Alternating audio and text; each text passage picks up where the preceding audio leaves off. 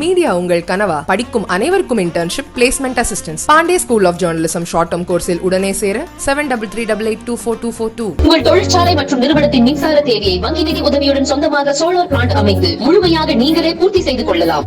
Velan infra project private limited, Chennai. 9842252166.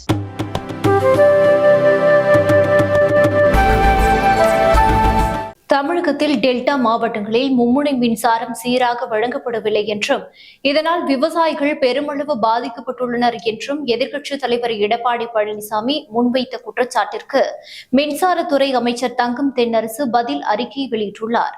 அந்த அறிக்கையில் தமிழ்நாட்டில் விவசாயிகளுக்கு மும்முனை மின்சாரம் மட்டுமின்றி நுகர்வோர்களுக்கும் சீரான மின்சாரம் தடையின்றி வழங்கப்படுகிறது.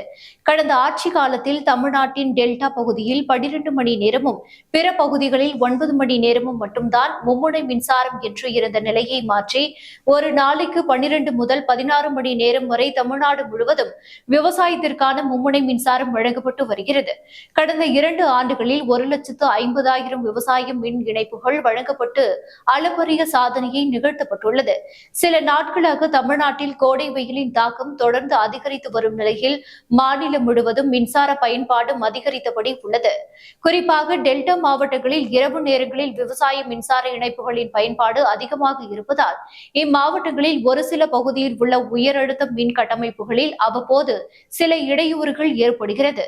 இத்தகைய இடையூறுகளை முற்றிலுமாக நிவர்த்தி செய்து டெல்டா மாவட்ட விவசாய மின் இணைப்புகளுக்கு இன்னும் அதிகப்படியான மணி நேரம் மும்முனை மின்சாரம் வழங்க தேவையான அனைத்து மேம்பாட்டு பணிகளும் போர்க்கால அடிப்படையில் மேற்கொள்ளப்பட்டு வருகின்றன. கிராமப்புறங்கள் உட்பட கடைமுனை நுகர்வோர் வரை அனைத்து நுகர்வோர்களுக்கும் சீரான மின்னழுத்தத்தில் மின் விநியோகம் வழங்கப்படுகிறது. கடந்த 3 ஆண்டுகளாக மின்சாரத்துறையில் மேற்கொண்டு வரும் சீரிய நடவடிக்கைகளின் பயனாக தமிழ்நாட்டில் விவசாயத்திற்கும் குடிநீருக்கும் மட்டுமல்லாமல் அனைத்து மின் நுகர்வோர்களுக்கும் தடையில்லா சீரான மின்சாரம் வழங்கப்பட்டு வருகிறது என்று தெரிவித்துள்ளார்.